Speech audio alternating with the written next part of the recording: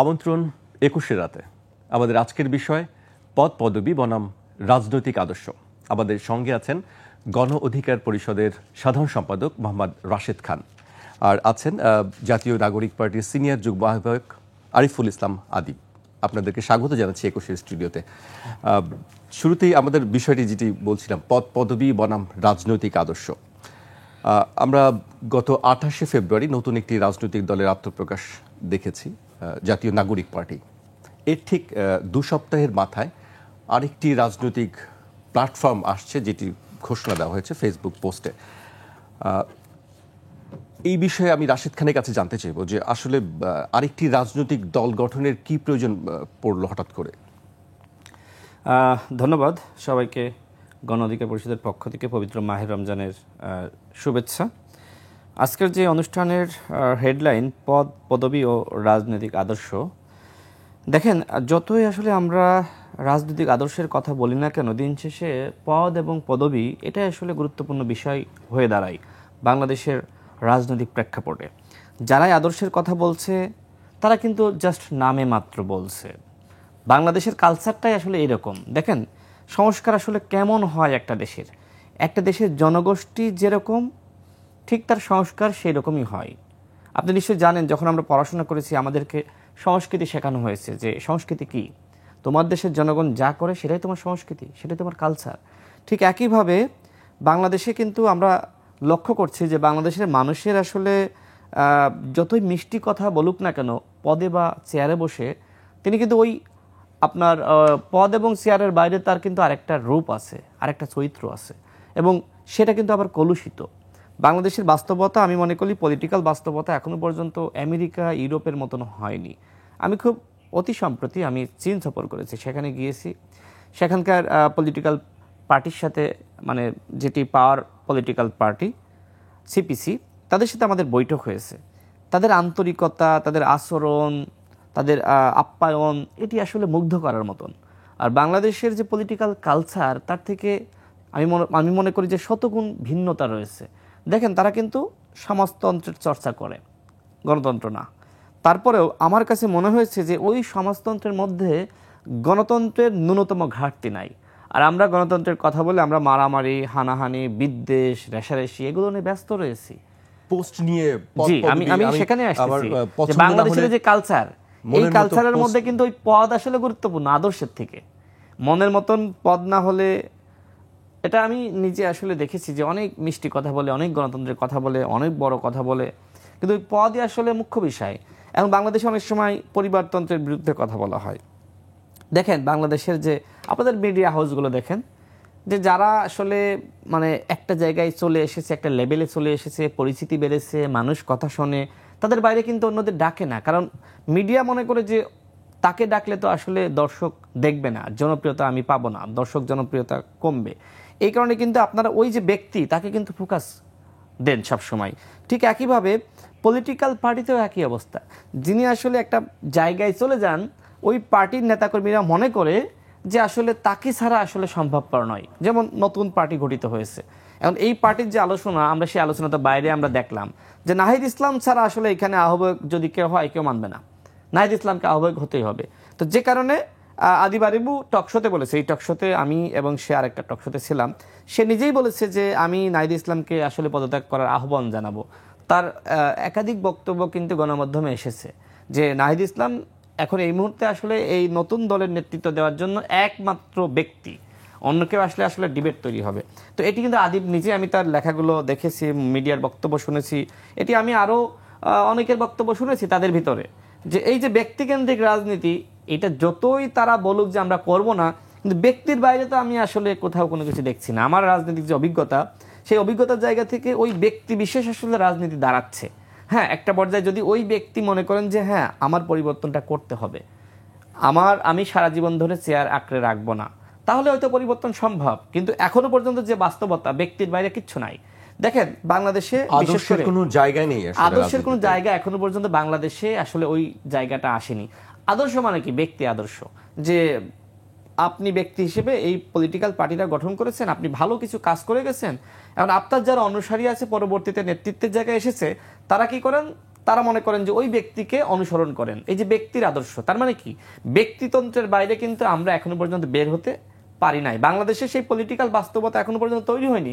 শুধু বাংলাদেশ না, বাংলাদেশের আশপাশের রাষ্ট্রগুলো দেখেন, আপনার ভারত বলেন বা এই এশিয়ার অন্যান্য দেশগুলো, এই দেশগুলো তো মূলত এই ব্যক্তি চর্চা, ব্যক্তি নির্ভর রাজনীতি, এটা একটা প্র্যাকটিসে পরিণত হয়েছে।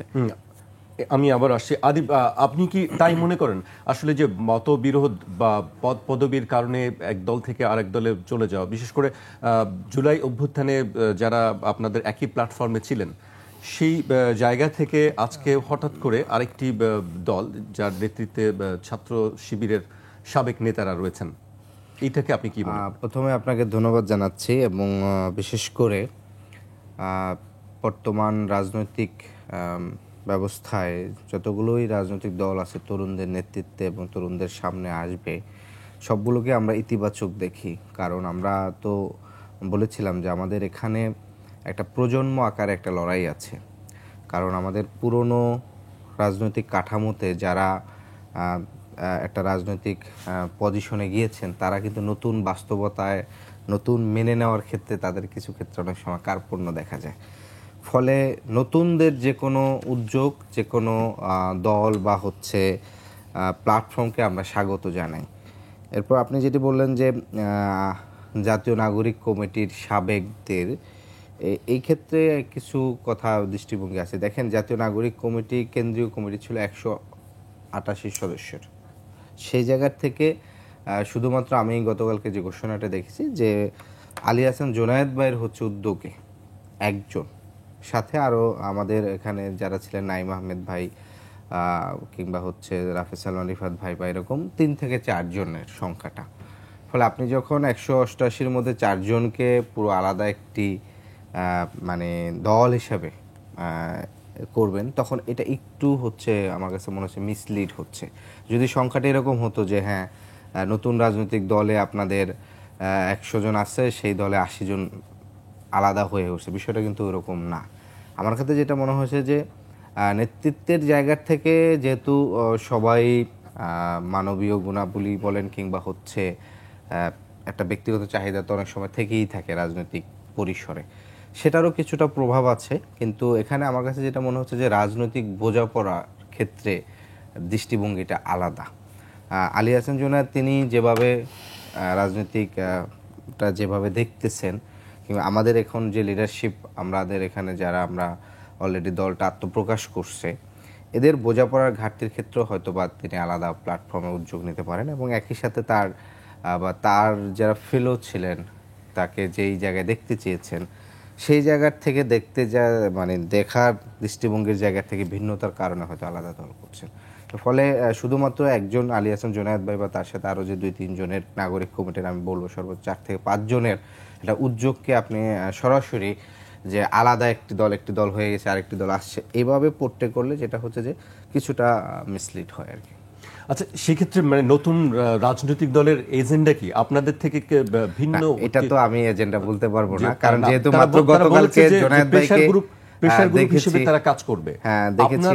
আপনাদের অবস্থান তো একই। আমরা আমাদের রাজনৈতিকভাবে আলোচনায় আমরা স্পষ্টভাবে বলেছি যে আমরা এখানকার বাংলাদেশের বিদ্যমান যে শাসনতান্ত্রিক কাঠামো আছে, সাংবিধানিক যে কাঠামো আছে, সেই কাঠামোর আমূল পরিবর্তন চাই এবং সংবিধান পুরোপুরি পরিবর্তন করে নতুন সাংবিধানিক কাঠামো চাই। এটা আমাদের রাজনৈতিক লক্ষ্য, একেবারে উদ্দেশ্য। যে সেই জায়গার থেকে আমরা মনে করি আগামীর বাংলাদেশে প্রাথমিক লক্ষ্য হিসাবে আমরা চিন্তা করব যে বাংলাদেশের যে জনগণ, তাদের ভিতরে আমরা কাজ করার মাধ্যমে তাদেরকে এই যে আমাদের যে রাজনৈতিক লক্ষ্য, সেই লক্ষ্যতে আমরা আর কি সফল হব।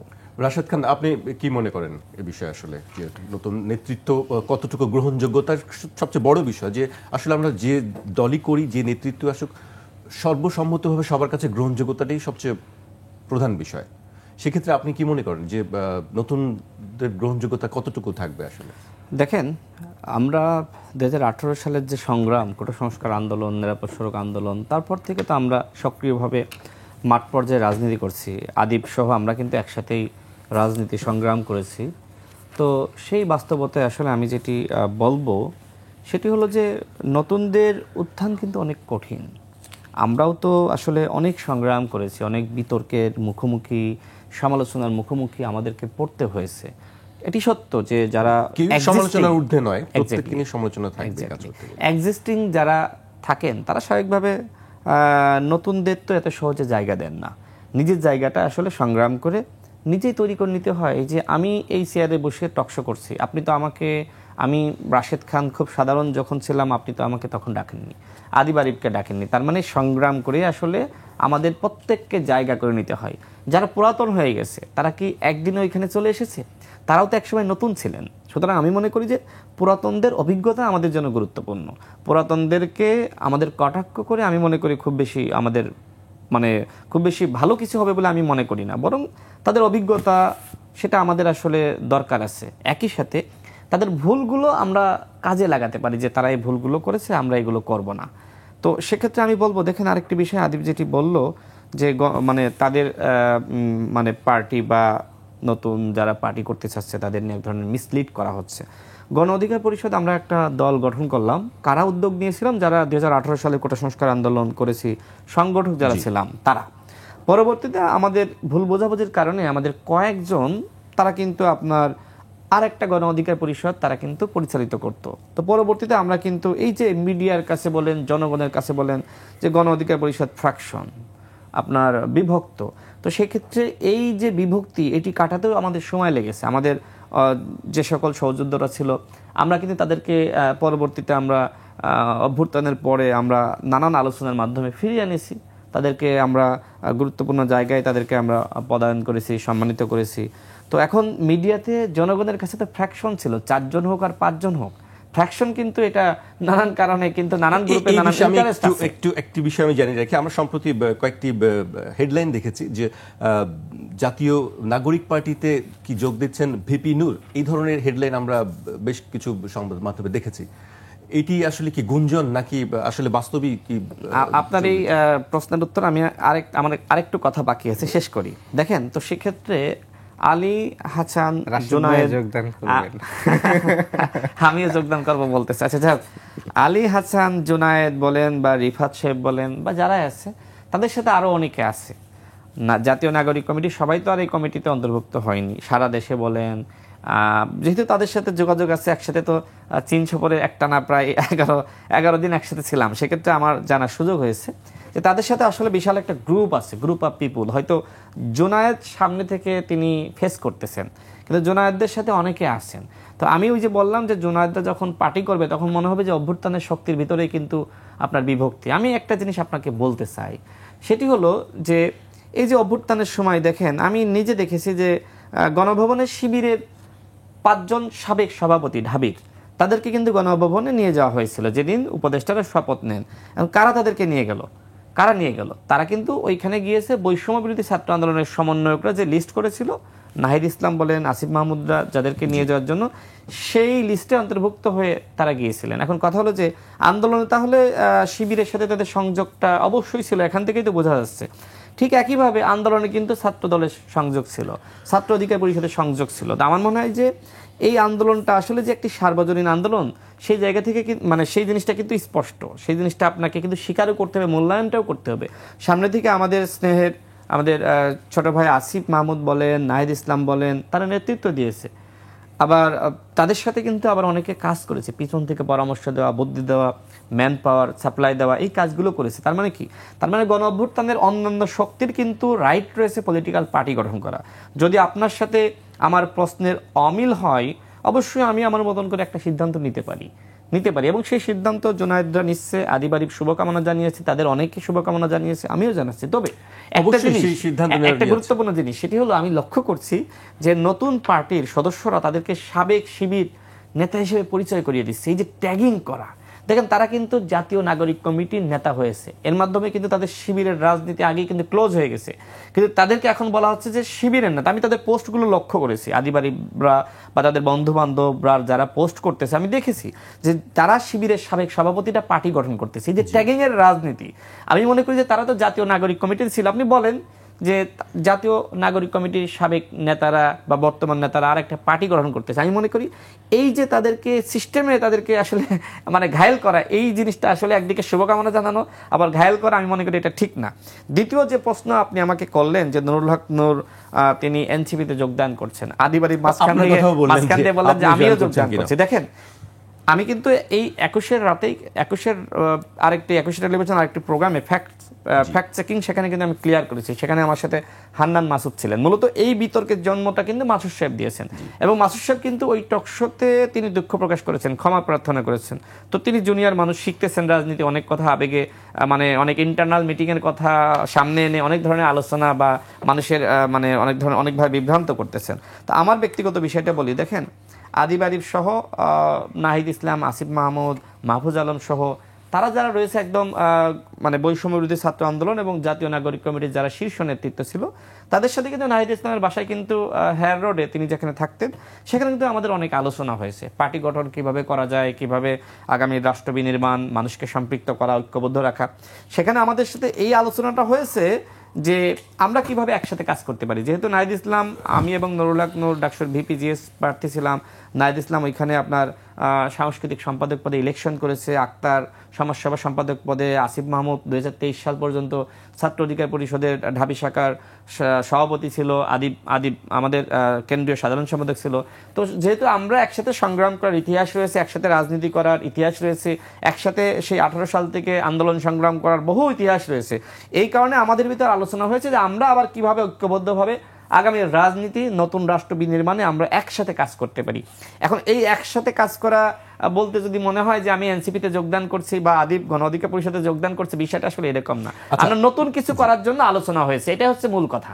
আচ্ছা, আদিবের কাছে জানতে চাই যে আসলে দল থেকে বের হয়ে যাওয়া বা মতবিরোধ থাকা, আবার দলে যোগ দেওয়া, আপনাদের সঙ্গে কি আরো কেউ যোগাযোগ হচ্ছে যে আপনাদের দলে? এটা আমাদের এখন বলতে না, এটা আমি প্রথমে বলেছিলাম যে আমাদের এখানকার রাজনৈতিক বাস্তবতায় 2015 সালের পর থেকেই বিদ্যমান যে রাজনৈতিক দলগুলো ছিল কিংবা সেই দলের যে ছাত্র সংগঠনগুলো ছিল, সেই ছাত্র সংগঠনগুলোর নেতৃত্বের বাহিরে সাধারণ নেতৃত্বেই কিন্তু অনেকগুলো আন্দোলন সফল হয়েছে। এটা আপনি 2015 সালের প্রাইভেটের যে নো ব্যাট অন এডুকেশন আন্দোলন দিয়ে মাত্র শুরু হয়েছে, এবং এটা কিন্তু পরবর্তী 18 সালের নিরাপদ সড়ক বলেন, কোটা সংস্কার, এবং সর্বশেষ অভ্যুত্থানটা, মানে এই যে 10 বছরের যে রাজনৈতিক জার্নি, ফলে এখানকার একটা প্রজন্ম কিন্তু নতুন করে রাজনীতিটা ভাবতেছে। ফলে এই প্রজন্মের যারা নেতৃত্ব, প্রজন্ম থেকে যারা উঠে আসা, এদের সবার মধ্যেই কিন্তু একটা রাজনৈতিক বোঝাপড়া কমন জায়গায় কিন্তু তৈরি আছে। কারণ তারা যখন রাজনীতিটা চিন্তা করছে, তখন দেখছে যে বিদ্যমান বড় দুইটা রাজনৈতিক দল, তার বাহিরে আপনি রাজনীতি হিসেবে চিন্তা করাটাই কিন্তু তো আপনার সম্ভব ছিল না অনেকের। তো ফলে সেই জায়গাটায় কিন্তু বোঝাপড়ার জায়গাটা কিন্তু এক আছে যে নতুনভাবে কি নতুন করে সবাই শুরু করতে চায়। তো সেই জায়গা থেকে আমাদের আলোচনা হয়েছে, সবার সাথে হয়েছে, শুধু গণ অধিকার পরিষদ না, আর অনেকগুলো রাজনৈতিক দলের নেতৃত্বের সাথে আলোচনা হয়েছে। এখন হয়তো ধরেন নাম বলাটা কিংবা স্পেসিফিক করাটা তাদের রাজনৈতিক পথ চলার জন্য হয়তো একটু বিব্রতকর হবে। তো সেই জায়গা থেকে আমরা মনে করি যে আমাদের বাংলাদেশের মানুষের, নাগরিকদের যে মর্যাদা, রাষ্ট্র হিসাবে বাংলাদেশকে গড়ে তোলা এবং নাগরিক হিসাবে তাকে হচ্ছে আপনার রাষ্ট্র তার সেবা প্রদান বলেন কিংবা প্রত্যেকটা জায়গার কাজের ক্ষেত্রে হচ্ছে নাগরিক হিসাবে মূল্যায়ন করাটা শুধুমাত্র পেশার পরিচয় না দেখে, সেই জায়গা থেকে আমি মনে করি এখানকার যে আমাদের যে প্ল্যাটফর্ম এবং আমাদের যে রাজনৈতিক দল সেটি কাজ করবে, এবং একই সাথে অন্য যারা আছে তাদেরকেও একই কাজের জন্য, হয়তো প্ল্যাটফর্ম ভিন্ন হতে পারে, কিন্তু আমরা তাদেরকেও আহ্বান করব যে আমরা মনে করি বাংলাদেশের রাজনৈতিক সমস্যা বা এই সমাধানের জন্য যেটা মনে করছি সেটা তাদেরাও এই আহ্বানে সাড়া দিবেন। আমরা এই রাজনীতি নিয়ে আরো আলোচনা করব, আমাদেরকে একটি বিরতি নিতে হচ্ছে। দর্শক, একটি বিরতি নিচ্ছি, বিরতির পর আমরা আবারও ফিরবো 21-এর রাতে, সঙ্গে থাকুন।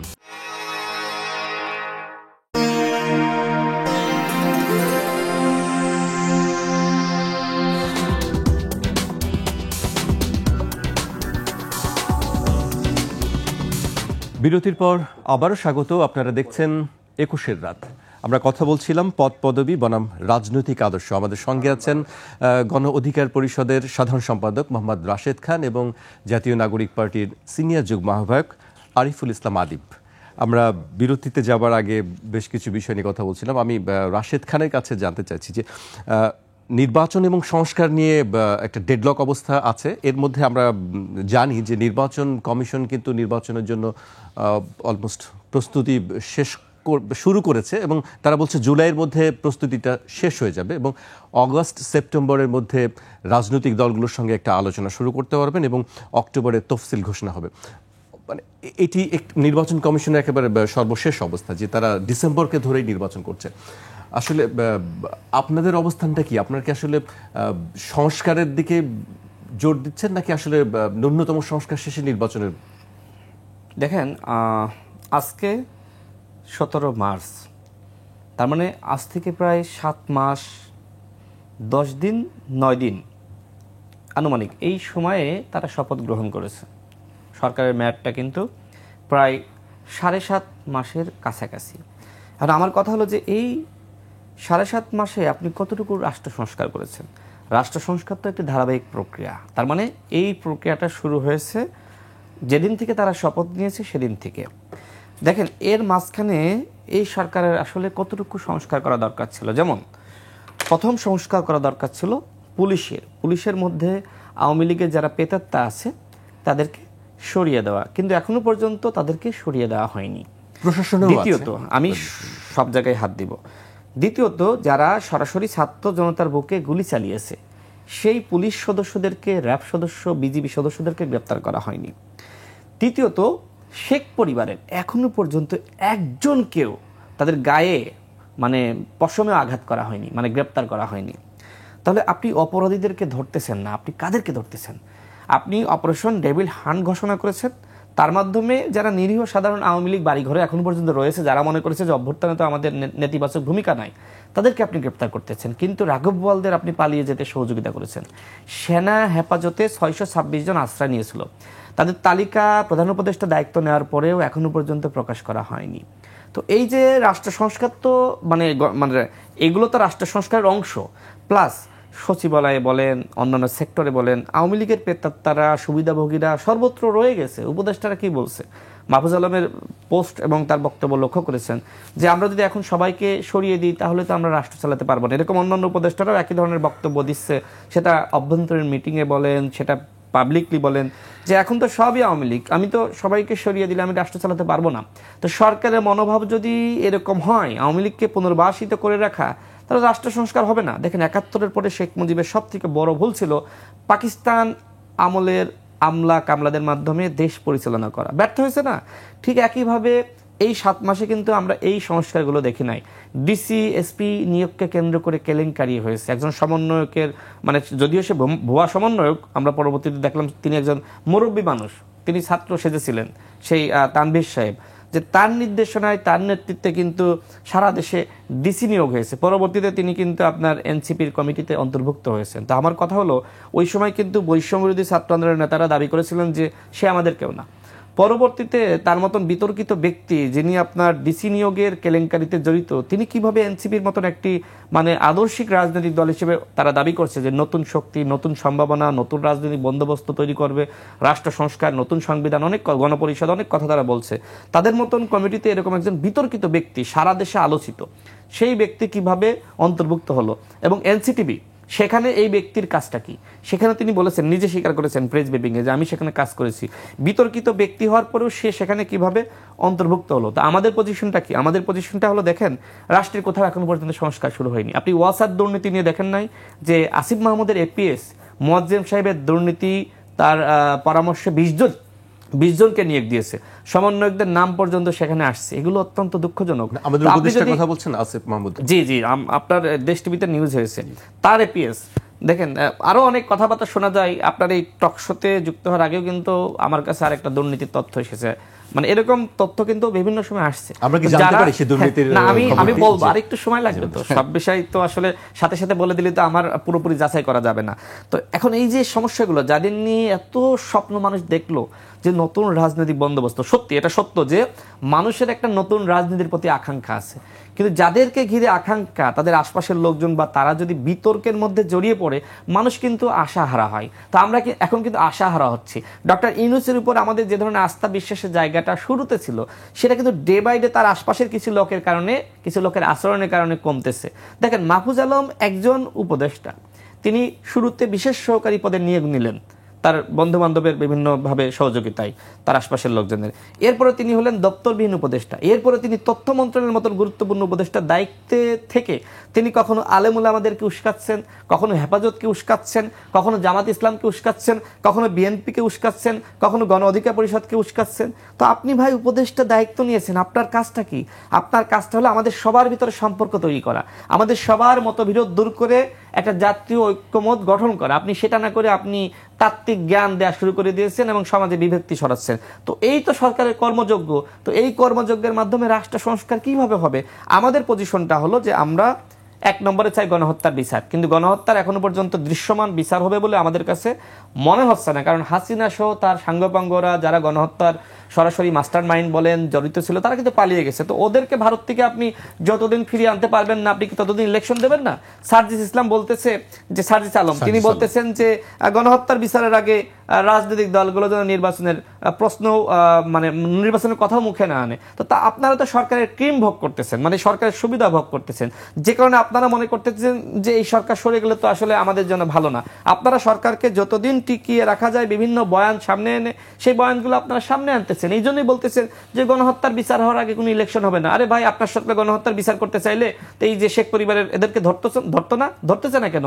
হাসিনাকে আপনি তো 10 বছরে ফিরিয়ে আনতে পারবেন না, তার মানে কি আপনি 10 বছর ইলেকশন দিবেন না? কোনোভাবে ভারত হাসিনাকে বাংলাদেশে দিবে না। এই জন্যই আমরা বলছি, ঠিক আছে, যাদেরকে আপনারা গণহত্যার বিচার করতে চান তাদেরকে বিচার করেন। আবার সরকারের পক্ষ থেকে বলা হয়েছে যে আসামি উপস্থিত থাকুক বা না থাকুক আমরা রায় দিয়ে দেবো। এখন যদি ঠিক আছে, আমাদের সার্জিস ভাই বলেন, আরিফ ভাই বলেন, তাদের কাছে যদি মনে হয়, আমাদের স্নেহের ছোট ভাই, যে গণহত্যার বিচার মানে রায় দিয়ে দেওয়া, ঠিক আছে, সরকার তো দ্রুত সময়ের মধ্যে রায় দিয়ে দিক। আন্তর্জাতিক অপরাধ ট্রাইব্যুনালের কাজটা কি? গড়িমসি করা না, দ্রুত সময়ের মধ্যে বিচারটা শেষ করা। 1 নম্বর আমরা চাই গণহত্যার বিচার। 2 নম্বর চাই অবশ্যই রাষ্ট্র সংস্কার হতে হবে। রাষ্ট্র সংস্কার না হলে 2000 শহীদের রক্ত বৃথা যাবে, 30,000 আহত যোদ্ধার রক্তের সাথে বেইমানি করা হবে, হাজারো মানুষের স্বপ্নের সাথে বেইমানি করা হবে। প্রয়োজনীয় রাষ্ট্র সংস্কার শেষেই নির্বাচনটা দিতে হবে। এবং এই কথা কি আসলে বিএনপি বলছে না? বিএনপিও একই কথা বলছে, জামাত বলছে, গণ অধিকার পরিষদ বলছে, এনসিপি বলছে। প্রত্যেকটা দল এই মুহূর্তে রাষ্ট্র সংস্কার চাই। রাষ্ট্র সংস্কার চায় না এই কথা আসলে মিথ্যা। অনেকে আসলে ট্যাগিং করার জন্য দলগুলোকে এইভাবে দোষারোপ করছে। তৃতীয় হলো আমার শেষ কথা, সেটি হলো অবশ্যই নির্বাচন দিতে হবে। নির্বাচন নিয়ে ধোঁয়াশা রাখা রাজনৈতিক দলগুলোকে আসলে এক ধরনের তার কার্যক্রমে বাধা সৃষ্টি করছে। নির্বাচন তো আপনি যদি ডিসেম্বরেও দেন তাহলে তো আপনাকে একটা ডেট দিতে হবে, আপনি যদি মার্চেও দেন আপনাকে একটা ডেট দিতে হবে, জুনেও দেন একটা ডেট দিতে হবে। কথা হলো যে রাজনৈতিক দলগুলো কিন্তু একটা রোড ম্যাপের কথা বলছে, কিন্তু প্রধান উপদেষ্টা কিন্তু ইনিয়ে বিনিয়ে বলছেন যে হতে পারে, যদি, কিন্তু, তবে। এই জন্যই কিন্তু সন্দেহ তৈরি হচ্ছে যে প্রধান উপদেষ্টার মতন একজন ব্যক্তিত্ব, আন্তর্জাতিক খ্যাতিসম্পন্ন, তাকে আসলে কোন উপদেষ্টাটা বিভ্রান্ত করে এক এক সময় তাকে দিয়ে এক এক ধরনের বক্তব্য দেওয়া আছে। আমি নিজে দেখেছি, তিনি মার্চের কথা কিন্তু বলেছিলেন, আবার তিনি মহাসচিব, জাতিসংঘের মহাসচিব আসার পরে জুনে চলে গেছেন। জুনের যে বৃষ্টি বাদলা কাদা, এর মধ্যে কি ভোট হয়? এটা প্রধান নির্বাচন কমিশনার সহ অন্যান্য কমিশনারদের সাথে আমরা বসেছিলাম, তারা বললেন তো বাংলাদেশের ইতিহাসে জুনে কখনো ইলেকশন হয় না, জুনে ইলেকশনের বাস্তবতা নাই, ওই সময় বৃষ্টি হয়, ঝড় হয়, তুফান হয়, ওই সময় আমরা কিভাবে ইলেকশন করবো? এটা তো সম্ভবপর নয়। আপনার মানে ভোটের বক্স পাঠাবে, এখন ঝড়ে দেখা যাচ্ছে গাড়ি উল্টে অ্যাক্সিডেন্ট করলো, তখন আপনি কি করবেন? মানুষ ভোট কেন্দ্রে বৃষ্টির দিন যেতে পারলো না, তখন কি করবেন? তার মানে যখন ইলেকশনটা করা যায় তখন করতে হবে। আমরা অবশ্যই গণহত্যার বিচার চাই, রাষ্ট্র সংস্কার চাই, নির্বাচন চাই, এবং আমরা মনে করি ডিসেম্বরের মধ্যে ইলেকশনটা হয়ে গেলে ভালো। অন্যথায় সরকারের বিরুদ্ধে নানানমুখী চাপ আসবে। ইতিমধ্যে ব্যবসায়ীরা তারা কিন্তু ব্যবসা বাণিজ্য করতে পারতেছে না। আন্তর্জাতিক সম্প্রদায় বলছে যে আপনারা যত দ্রুত সম্ভব আপনারা অবাধ, সুষ্ঠু, নিরপেক্ষ নির্বাচনের আয়োজন করেন। রাজনৈতিক দলগুলো কিন্তু ডিসেম্বরে ইলেকশনের ব্যাপারে একমত। সুতরাং সরকার উচিত হবে ডিসেম্বরের মধ্যে ইলেকশনটা করা। দ্রুত নির্বাচন চান।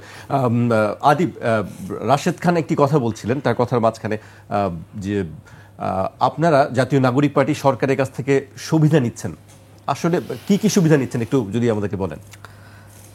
দেখেন, সুবিধা তো এখানে জাতীয় নাগরিক পার্টির কথা, আমি ব্যক্তি বিশেষের কথা বলেছি না। এখানে সুবিধার কথা বিষয় যেটা বলছে, বিষয়টি আসলে সুবিধার না। এখানে বিষয়টা হচ্ছে বাংলাদেশের মানে ইতিহাসে কখনোই এরকম একটি অন্তর্বর্তী সরকারের আগে গঠিত হয়নি। যেটি হয় যে ধরেন আওয়ামী লীগ ক্ষমতায় আছে, তারা বিএনপির সহ বিরোধী রাজনৈতিক দলগুলো রাজনৈতিক স্পেসটা কমিয়ে দেন। একটা বিক্ষোভ করতে গেলে, একটা সমাবেশ করতে গেলে আমাদেরও তো স্পষ্ট প্রমাণ আছে যে ধরেন এই 7ই জানুয়ারির আগে আমরা যে দীর্ঘ 5-6 বছর এখানকার আমাদের যে রাজনৈতিক পথ চলা, সেখানে দেখছে পল্টনে একটা কর্মসূচি করতে গেলেও ওইখানকার যে থানার যে ওসি তার কাছ থেকে ধরেন হচ্ছে অনুমতি নিতে নিতে হচ্ছে ধরেন সময় পার হয়ে যেতে। কিন্তু এখন যেটি হচ্ছে যে এখন ধরেন আপনার একেবারে বিএনপি বলেন, জামাত বলেন, গণ অধিকার বলেন, কোনো রাজনৈতিক দলেরই কিন্তু হচ্ছে যে আপনার সেই মানে বাধাটা কিন্তু পেতে হচ্ছে না। ফলে যেটা হচ্ছে যে সরকারের যে সুবিধা, মানে এটা তো শুধু আমাদের সরকার না, এটা সকলের সম্মতিতে একটি সরকার। ফলে এই সরকারের যে রাজনৈতিক যে সুবিধা এটা সকল দলে কিন্তু পাচ্ছে, সকল দলে কিন্তু তার সকল কর্মসূচি আপনি দেখবেন যে যেই দল হচ্ছে বিগত সময়ে ছিল না, 20 বছর কোনো ধরনের ধরেন ছিল না, তারাও কিন্তু এখন হচ্ছে ধরেন রাজনৈতিক মাঠে কর্মসূচি দিচ্ছে, তাদের সভা সমাবেশ করতেছে। তো সেই জায়গা থেকে আমি মনে করি যে এটা শুধু মানে এটার দল না, মানে রাজনৈতিক যে সুবিধাটা এটা সকল দলই পাচ্ছে এবং এটা নিরপেক্ষতার জায়গা থেকেই পাচ্ছে। আরেকটা বিষয় হচ্ছে যে রাশিদ ভাই একটি বিষয় আমার কাছে কন্ট্রাডিক্টরি মনে হচ্ছিল। উনি যেটি বললেন যে সংস্কারের পাশাপাশি হচ্ছে নির্বাচনটা সকল দল মতেরই হচ্ছে নির্বাচনটা ডিসেম্বরে চাওয়া। এখন বিষয় যেটি হচ্ছে যে ধরেন সকল দলের নির্বাচন যে চাওয়াটা, কিছুদিন আগে যে আপনারা একটা জরিপ দেখেছেন যে একটি জরিপ করেছে ভয়েস ফর রিফর্মস সহ বেশ 2-3টি সংস্থা, সেই সংস্থাটি আমার কাছে যেটি মনে হয়েছে যে তাদের যে রিপোর্টটা আসছে সেখানে কিন্তু এটা ইনডাইরেক্টলি সেখানে 38% লোকে কিন্তু মতামত তাদেরকে দেয় নাই, দিছে মাত্র 62%। তার ভিতরে 62% মধ্যে কিন্তু আবার আপনার হচ্ছে তারা 41% বলছে বিএনপিকে। তাহলে ওভারঅল 100%-এর ভিতরে কত পার্সেন্ট আপনার ডিসেম্বরে নির্বাচনের কথা বলেছে, কিংবা হচ্ছে আপনার জাতীয়তাবাদী দল বলেন কিংবা অন্যদের ক্ষেত্রে মূলত হচ্ছে এই যে রিপোর্টটা, সেটাও যদি আমরা দেখি যে এটা 20-25%-এর বেশি কিন্তু না। অর্থাৎ দেশের 60-70% জনগণ কিন্তু তারা কি চায়, তারা আপনি বলতেছেন যে ইলেকশন, তারা ইলেকশনে তাদের কাছে মূল এখন এই মুহূর্তে মুখ্য যেটা, সেটা হচ্ছে তাদের কাছে আইন শৃঙ্খলা এবং তাদের যে নিরাপত্তাটা সেটা হচ্ছে স্থিতিশীল মানে হওয়া, এবং একই সাথে হচ্ছে দ্রব্যমূল্য যে বিষয়গুলো আছে, অর্থাৎ সামগ্রিক যে রাষ্ট্র একজন নাগরিক হিসাবে তার যে নিরাপত্তার ইস্যুটা, তার চলাফেরার নিরাপত্তা, তার জীবন ধারণের জন্য যতগুলো কার্যপ্রণালী করতে হয় সেগুলোর নিরাপত্তার জায়গাটা কিন্তু নাগরিকরা হচ্ছে বেশি যাচ্ছেন। আরেকটি বিষয় দেখেন, তারা বলছেন যে প্রয়োজনীয় সংস্কার। এখন নির্বাচন কমিশন সংক্রান্ত যে সংস্কার করা প্রয়োজন, সেটা করার জন্য যে ন্যূনতম মানে যে সময়টা দরকার, সেই সময়টা তো তারা অপেক্ষা করে না। কারণ আপনি দেখছেন যে একটা নির্বাচন সংস্কার কমিশন করা হয়েছে, সেই কমিশন রিপোর্ট পেশ করার পূর্বেই, অর্থাৎ 2022 সালের যে আওয়ামী লীগের সময়ে যে নির্বাচন আইন আছে, সেই আইনের মানে সংস্কার মানে আইন, সে আইন অনুযায়ী কিন্তু হচ্ছে এই নির্বাচন কমিশন কিন্তু তার কার্যপ্রণালী আগাচ্ছেন। অর্থাৎ আপনি আওয়ামী লীগের রেখে যাওয়া মানে আপনার সুবিধা মতন রাজনৈতিক অভিলাষ কিংবা রাজনৈতিক বোঝাপড়ার জায়গার থেকে আপনি হচ্ছে সেই ক্ষেত্রে হচ্ছে আপনি আওয়ামী লীগের নিয়মটা মানতেছেন, আওয়ামী লীগের রেখে যাওয়া কাঠামোই নির্বাচন কমিশনের আপনি নিয়ম চাচ্ছেন, কিন্তু আবার বলতেছেন যে আপনি সংস্কার। তাহলে তো নির্বাচন কমিশন এখন যেটা করছে, যেমন আমি সর্বশেষ দেখেছি যে নির্বাচন কমিশন থেকে নিবন্ধনের জন্য যে 20 এপ্রিলের মধ্যে আবেদন করার জন্য একটা সময় বেঁধে দেওয়া হয়েছে। আমি মনে করি নির্বাচন কমিশন থেকে যে এই যে উদ্যোগটা নেওয়া হয়েছে, এটা এক ধরনের নতুন যে বাস্তবতা, জুলাই পরবর্তী যেসব নতুন রাজনৈতিক দলরা রাজনৈতিক করার আকাঙ্ক্ষা প্রকাশ করছেন কিংবা অনেকগুলো দলই কিন্তু আত্মপ্রকাশ করেছে, সেক্ষেত্রে এই দলগুলোর প্রতি এক ধরনের বিমাতা সুলভ আচরণ এবং তাদেরকে পুরনো রাজনৈতিক দলগুলোর প্রেসারে তারা হচ্ছে এক ধরনের হচ্ছে দূরে রাখে। কারণ আপনি 1 মাসের ভিতর এনসিপির আত্মপ্রকাশ হয়েছে ধরেন 18 ফেব্রুয়ারি, তাহলে আপনি হচ্ছে 1.5 মাসের মধ্যে আপনি 1.5 মাসের মধ্যে বাধ্য করতেছেন একটা নতুন দলকে যে আপনি হচ্ছে সকল নিয়মকানুন, কোন নিয়মকানুন, শেখ হাসিনার তৈরি করা নিয়মকানুন অনুযায়ী হচ্ছে আপনি তাকে বাধ্য করতেছেন।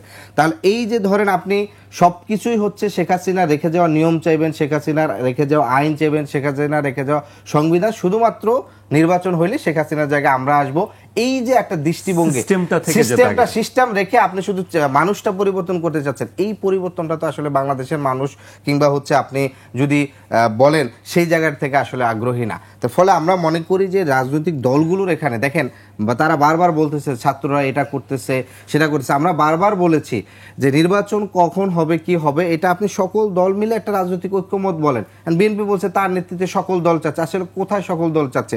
আমরা স্পষ্টভাবে দেখছি যে একমাত্র বিএনপি ছাড়া অধিকাংশ রাজনৈতিক দলগুলো হচ্ছে আপনার হচ্ছে সিস্টেমে প্রপোর্শনাল ইলেকশনের জন্য বলছে। জামাত থেকে সিপিবি, মানে জামাতের রাজনৈতিক আদর্শ বাংলাদেশে আর সিপিবি রাজনৈতিক সবচেয়ে বেশি দুই মেরু, সেই দুই মেরু হচ্ছে ধরেন এই ক্ষেত্রে এক হয়েছে, কিন্তু বিএনপি এক হয় নাই। বিএনপি ব্যতীত সকল দলে কিন্তু আপনার প্রতিনিধিত্বমূলক নির্বাচনের ক্ষেত্রে কিন্তু তারা কিন্তু মতামত দিচ্ছে। ফলে এটা কিন্তু রাজনৈতিক দলগুলোর মধ্যে কিন্তু অনেক ধরনের চাওয়া পাওয়ার ক্ষেত্রে কিন্তু বোঝাপড়ার ক্ষেত্রে মানে অনেক কিন্তু ডিফারেন্স আছে। ফলে আমরা যেটা মনে করি যে এইখন যে বাস্তবতা যেটা হচ্ছে ভাই বলছেন যে আপনারা দ্রুত হচ্ছে আওয়ামী লীগের বিচার থেকে শুরু করে সবকিছু অতি দ্রুত করে ফেলেন। একটা 15 বছর ধরে একটা সিস্টেম ডেভেলপ করছে, এটা আপনি আজকে এখানে আমাদের উপস্থাপনা করছেন। আপনি আপনার টেলিভিশনের দিকে ধরেন, একেবারে একটা টেলিভিশন তো শুধুমাত্র কিন্তু সাংবাদিকদের দ্বারা চলে না, এখানের ড্রাইভারদের ধরেন একদিন যদি ড্রাইভাররা আপনার যদি স্ট্রাইক করে তাহলে আপনাদের টেলিভিশন প্রত্যেকের অবদান। ফলে একটা পুরো সিস্টেমকে আপনি যখন করতে চাবেন, পরিবর্তন করতে চাবেন, তখন এখানে দুইটা বিষয়। একটা তো হচ্ছে যারা পরিবর্তন করতে চায় সকলের এক থাকা, সেই জায়গায় কিন্তু আমরা অনেক সময় এক থাকতে দেখতে পাচ্ছি না, যে রাজনৈতিক দলের নির্দিষ্ট চাওয়া পাওয়া অনুযায়ী তারা কিন্তু অ্যাক্ট করছেন। আবার একই সাথে কিন্তু হচ্ছে যে আপনার এই যে পুরো পরিবর্তনটা লোক তৈরি করা, কারণ রাজনীতিটা তো হচ্ছে দীর্ঘমেয়াদী, এখানে 20 বছর 30 বছর ধরে।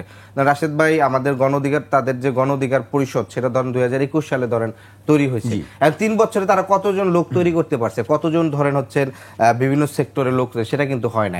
আবার রাশেদ ভাই কিন্তু একটি কথা কিন্তু স্কিপ করে গেছেন, যে একটা নিউজের রেফারেন্স দিচ্ছেন যে এখানে একজন উপদেষ্টার এপিএস এর নাম আসে, সেখানে তার ছাত্র সংগঠনের সাধারণ সম্পাদকের নামও তো আসে, সেটা কিন্তু তিনি স্কিপ করছেন। ফলে এই যে ধরেন শুধুমাত্র নিউজের ক্ষেত্রে আপনি রেফারেন্স দিলে তো ওই নিউজের সকলেই যাদের নাম আছে সকলের বিষয়টি তো আপনাকে সমানভাবে বলতে হবে। দ্বিতীয়ত বলছে যে প্রধান একজন উপদেষ্টা তিনি রাজনৈতিক দলগুলোকে উস্কাচ্ছেন। এখন রাজনৈতিক দলগুলো কি উস্কানি অনুযায়ী চলবে?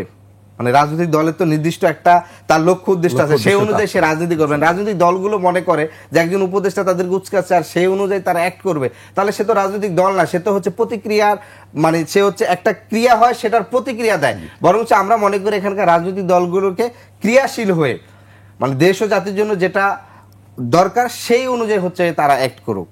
ধন্যবাদ আদিব। আমরা রাশেদ খানের প্রতিক্রিয়া জানতে চাই আসলে আদিবের কথা। না, আদিব তো নিজে বললেন যে রাশেদ খান ভাইদের গণ অধিকার পরিষদ, তিনিও তো গণ অধিকার পরিষদে ছিলেন, তাই না? আমিও ছিলাম, উদ্যোক্তাদের অন্যতম একজন আমি ছিলাম। নিজের পরিচয় অস্বীকার করলে তো সমস্যা। অনেক উপদেষ্টারা একসময় শিবিরের মানে কেউ কেউ 2-1 জন মানে নাম আসছে, বিভিন্ন জায়গায় লেখালেখি করছে।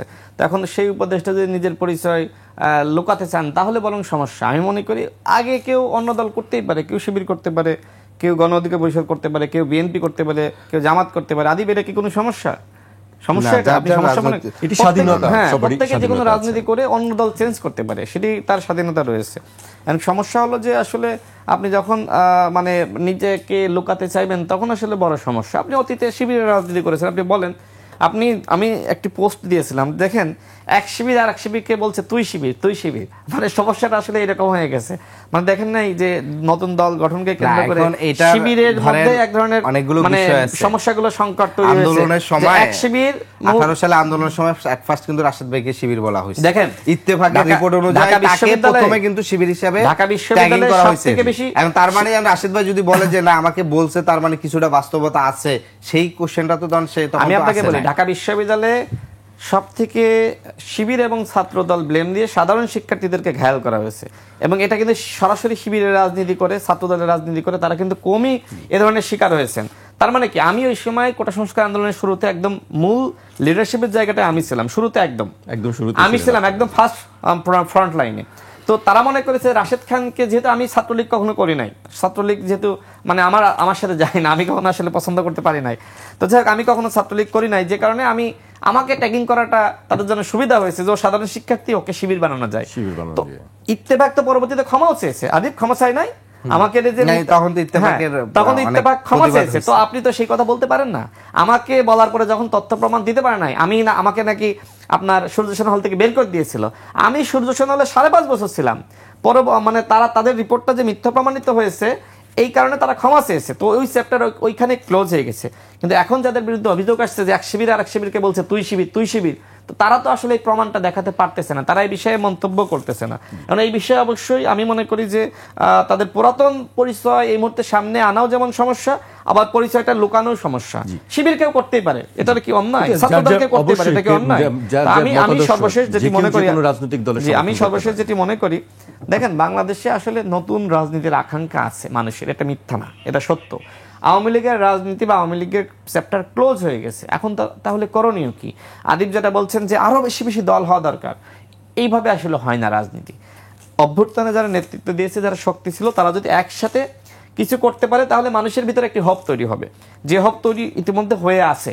কিন্তু আমরা যেটি সমস্যা হচ্ছে যে আমরা তরুণ নেতারা, আমরা তো বা নতুন সংগঠনগুলো আমরা আসলে বিভক্তের জায়গায় রয়েছি। তা আমরা কিন্তু আগেই বলেছি সবাইকে, আসুন আমরা একসাথে কিভাবে কাজ করতে পারি, আমরা মনে করি আসলে একসঙ্গে কাজ করা। হ্যাঁ, আমরা মনে করি। আমি একেবারে 30 সেকেন্ডে শেষ করে, আমাকে প্রশ্ন করবেন? না, আপনি বলেন। আমি শেষ করি। সেটি হলো, আমি মনে করি যে এই মুহূর্তে আসলে যদি আপনি আওয়ামী লীগের রাজনীতিকে নাই করতে চান বা আওয়ামী লীগ যে গণহত্যা চালিয়েছে এই বিচারটা করতে চান, তাহলে অন্তত 10টা বছর জাতীয় ঐক্যমতের সরকার দরকার। সেখানে প্রত্যেকটা দল থাকতে হবে, বিএনপি বলেন, আপনার গণ অধিকার পরিষদ বলেন, জামাত বলেন, এনসিপি বলেন, অন্যান্য বাম সংগঠন, ইসলামিক দলগুলো। আমি মনে করি যে সবার সম্মিলিত জাতীয় ঐক্যমতের সরকার ছাড়া আওয়ামী লীগকে আপনি সামলাতে পারবেন না। যদি কেউ মনে করে থাকে যে আওয়ামী লীগ খুব ছোট শক্তি, আওয়ামী লীগের পতন হয়ে গেছে, সব শেষ হয়ে গেছে, না, হাসিনা পালিয়েছে কিন্তু সচিবালয়ে আওয়ামী লীগ রয়েছে, পুলিশে আওয়ামী লীগ রয়েছে, র্যাবে রয়েছে আওয়ামী লীগ, সেনাবাহিনীকে কিভাবে মানে শীর্ষ পদগুলো জায়গাগুলোতে আওয়ামী লীগ সাজিয়েছিল জেনারেলদেরকে আপনি জানেন তো। সমস্ত বাহিনীকে কিন্তু বিতর্কিত করার নানানভাবে চেষ্টা করেছে, যদিও সেনাবাহিনীকে পুরোপুরি ওইভাবে করতে পারে নাই, সেনাবাহিনী শেষমেশ জনগণের পক্ষে এসে দাঁড়িয়েছে। কিন্তু আওয়ামী লীগের পেত্তারা, হাসিনা হয়তো শরীরটা নিয়ে পালিয়েছে, কিন্তু তার মানে অস্থি মজ্জা আমি মনে করি সবকিছু বাংলাদেশে রয়ে গেছে। সামনে ইলেকশন দেন, সেই ইলেকশনে দেখবেন যে আওয়ামী লীগ সেই ইলেকশনকে নানানভাবে বিতর্কিত করার চেষ্টা করবে। আওয়ামী লীগের লোকজন সচিবালয়ে রয়েছে, আওয়ামী লীগের লোকজন ডিসি, এসপি, আওয়ামী লীগের লোকজন সরকারের সমস্ত প্রশাসনে, পুলিশে। সুতরাং এই আওয়ামী লীগকে আপনার এইভাবে যদি আপনি রেখে ইলেকশন করতে চান, সেটাও কিন্তু সমস্যা। সুতরাং ইলেকশনের আগে আওয়ামী লীগের বিনাশ করতে হবে, অন্যথায় আপনার আমাদের সামনের পরিস্থিতি অত্যন্ত কঠিন হবে, সেটা আসলে আমরা ফেস করতে পারবো না। রাশেদ খান, আমরা বুঝতে পেরেছি। আমি একেবারে খুব সংক্ষেপে জানতে চাইবো কয়েকটি বিষয়, যে আসলে বৈষম্য বিরোধী ছাত্র আন্দোলন কি অস্তিত্ব আছে নাকি নেই? বৈষম্যবিরোধী ছাত্র আন্দোলনের অস্তিত্ব আছে, এবং সেটি আপনার বৈষম্যবিরোধী ছাত্র আন্দোলন অভ্যুত্থানের যে শহীদ আহত পরিবার আছে তাদের নিয়ে কাজ করা এবং দ্রুত বিচারের জন্য যে গণহত্যার যারা শিকার হয়েছেন এবং যারা গণহত্যা মানে তাদের বিচার মানে তাদের জন্য ন্যায় বিচারটা নিশ্চিত করার জন্য তারা কাজ করবেন। এবং সেটি হচ্ছে যে অভ্যুত্থান থেকে যারা রাজনৈতিক দল আকারে কাজ করতে চান তারা কিন্তু রাজনৈতিক দল জাতীয় নাগরিক পার্টিতে আসছেন, কিন্তু এর বাহিরেও ধরেন বৈষম্যবিরোধী ছাত্র আন্দোলনের যারা আছেন তারা বৈষম্যবিরোধী ছাত্র আন্দোলনের ব্যানারে এটি একটি অরাজনৈতিক সংগঠন এবং অভ্যুত্থানের প্ল্যাটফর্ম হিসেবে তারা শহীদ আহত পরিবার এবং জুলাই নিয়ে তারা কাজ করার জন্য থেকে যাবে। জুলাই আন্দোলনের আরেকটি বিষয় আমি খুব সংক্ষেপে জানতে চাইবো আপনার কাছে, যে আপনাদের 9 দফা দাবি ছিল, 9 দফার মধ্যে একটি দাবি ছিল, 7 নম্বর দাবিটি ছিল হচ্ছে যে লেজুর ভিত্তিক ছাত্র রাজনীতি নিষিদ্ধ করার পক্ষে। জি জি জি, সেই জায়গাটা কি আপনারা এখনো আছেন যে ছাত্র রাজনীতি? এখানে অবশ্যই আছে। এখানে মূল বিষয়টা হচ্ছে যে আপনি রাজনীতিটাকে কিভাবে দেখেন সেটির বিষয়। যে দেখেন এখানে যে বাংলাদেশ গণতান্ত্রিক ছাত্র সংসদ যে ছাত্র সংগঠনটি আত্মপ্রকাশ করছে সেটি কিন্তু রাজনৈতিক দল হওয়ার আগে আত্মপ্রকাশ করছে, এবং এখানে আপনি দেখবেন যেটা এভাবে এমনই হয় নাই যে অন্য সময় যেটি হয় যে বিদ্যমান যে দলগুলো থাকে, যে ধরেন ছাত্র দলের কমিটি হয়েছে, ছাত্র দলের কমিটি হওয়ার পরে ধরেন স্লোগান হয় তারেক রহমানের আস্থা স্বাগতম স্বাগতম। তার মানে কি তারেক রহমানের আস্থা এবং ইচ্ছা অনুযায়ী ছাত্র দলের নেতৃত্ব ঠিক হয়। এখানে কি আমাদের কিন্তু এখানে কিন্তু সেই নেতৃত্বের জায়গা থেকে কিন্তু সেই প্রশ্নটি আসতেছে না। মানে লেজুর ভিত্তিক জায়গাটা কোথায়? মানে ছাত্র রাজনীতির তো আসলে বাস্তবতা আছে এবং আপনাকে সেই ছাত্র রাজনীতিরটাকে রাখতেই হবে বিভিন্ন ফরম্যাটে আর কি।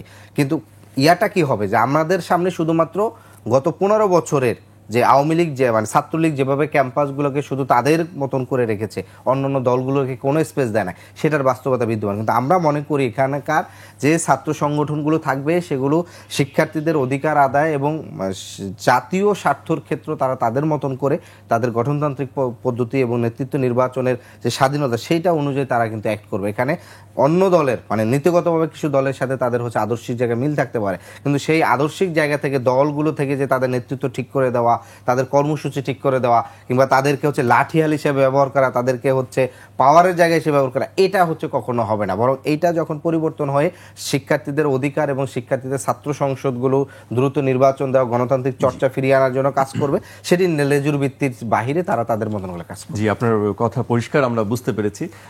আপনাদের দুজনকে অনেক ধন্যবাদ। আদিব এবং রাশেদ খান আমাদের সঙ্গে ছিলেন। আজ এখানেই শেষ করতে হচ্ছে। দর্শক, আজ এখানেই শেষ করছি। আগামীকাল আবার দেখা হবে রাত 12টায় অন্য কোনো বিষয় নিয়ে, অন্য কোনো অতিথির সঙ্গে। আপনারা সবাই সুস্থ থাকুন, নিরাপদে থাকুন, আর 21-এর সঙ্গে থাকুন।